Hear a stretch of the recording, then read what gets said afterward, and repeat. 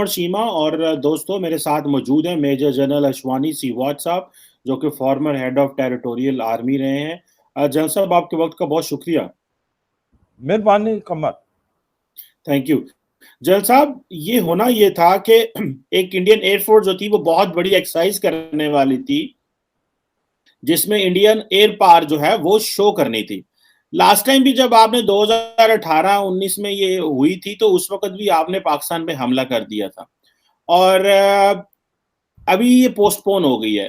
What is the reason behind this? और ऐसा क्या है जो नरेंद्र मोदी साहब परेशान हैं, या इंडियन एयरफोर्स जो है वो नहीं कर सकी, ये पोस्टपोन होगी, इसको कैसे समझते हैं आप? जरा हमारे व्यूअर्स को एक्सप्लेन करें।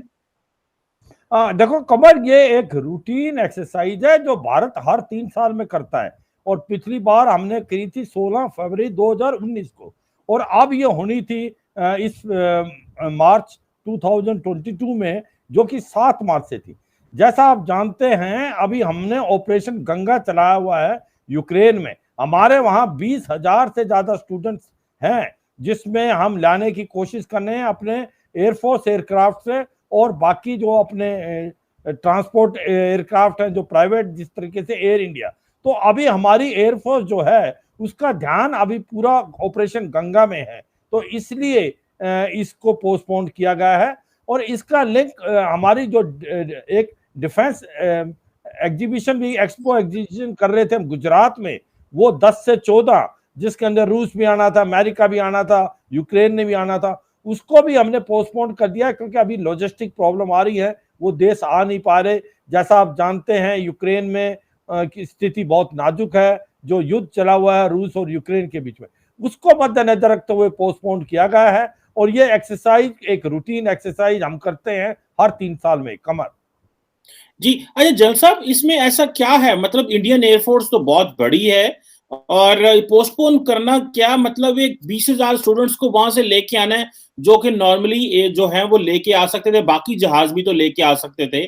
तो ऐसा क्या है कि आप समझते हैं कि आपको ये पोस्टपोन करनी पड़ी? क्या एयरफोर्स इतनी डायनामिक नहीं है कि एक अगर यूरोप में कॉन्फ्लिक्ट चल रहा है और उसको आपने आपने लो स्टूडेंट्स की इवैक्यूएशन करनी है, और आपकी जो एक्सरसाइजेज हैं वो यहाँ पे इफेक्ट हो रही हैं, तो कल को अगर खित्ते में कोई इश्यू होगा तो फिर आपकी एयरफोर्स किस तरह उसको कोप अप करेगी सर?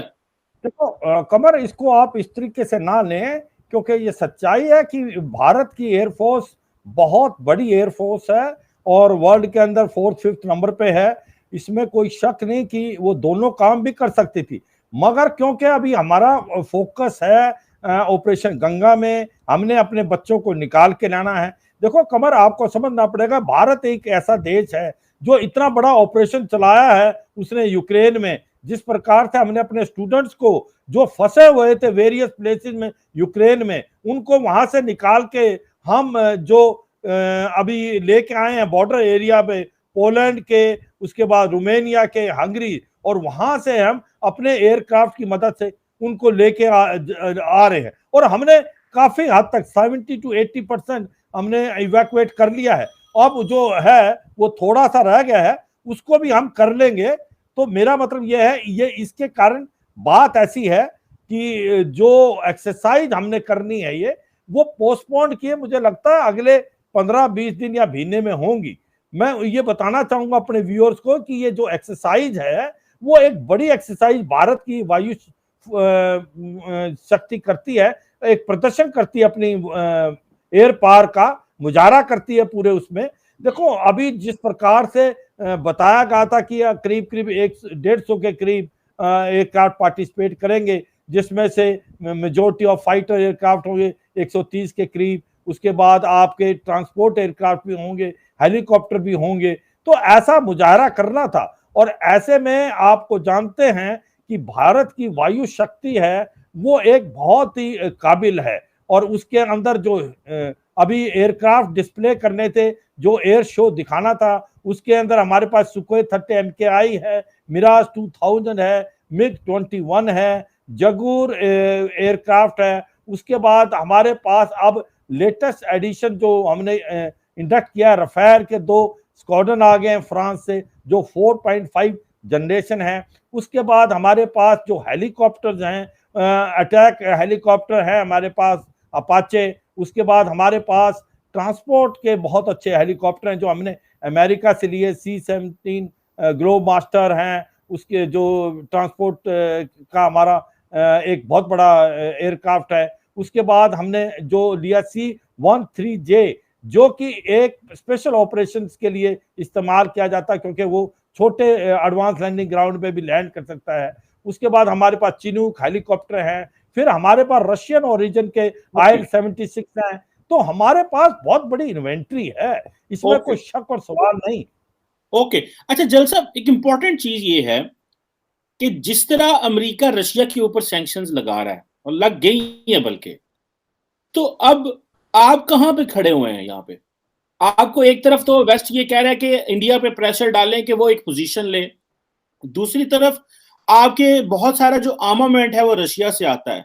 तो आप समझते हैं कि आप इस पोजीशन में न्यूट्रल रह लेंगे या एक बराबरी रख लेंगे, क्योंकि अमेरिका जितना आपको एक प्रेफरेंशियल ट्रीटमेंट इंडो पैसिफिक में दे रहा है क्वाड की शक्ल में, वो एक अनप्रेसिडेंटेड है एक डेवलपिंग वर्ल्ड को, साउथ एशिया में। वो तो पाकिस्तान को भी उस तरह की चीज उन्होंने कभी नहीं दी जो आपको उन्होंने एक एलिवेटेड स्टेटस दे दिया। तो आप बैलेंस कर पाएंगे या कहीं कोलैप्स हो जाएगा कुछ ना कुछ देर, क्योंकि इस वक्त वेस्ट के अंदर इंडिया के बारे क्वेश्चन मार्क लग रहे हैं। सो ये किस तरह एक आप समझते हैं कि आप चीजों को मेंटेन कर पाएंगे? जरा काइंडली हमारे व्यूअर्स को बताएं। हाँ बिल्कुल कमर, जो आपने क्वेश्चन रेज किया मैं इसको बिल्कुल समझता हूँ। एक बड़ी डेलिकेट सिचुएशन है, एक तरफ खाई एक तरफ कुआं, इसमें कोई शक नहीं। मगर भारत ने बड़े मैं कहूँगा कि बहुत ही मैच्योर वे से इसको हैंडल किया है कि देखो भारत के लिए दोनों तरफ इम्पोर्टेंट है। जैसे अब अगर हम अमेरिका की बात करें तो अमेरिका के साथ भारत के अभी 2000 से लेके अब तक बहुत अच्छे रिलेशन है। वो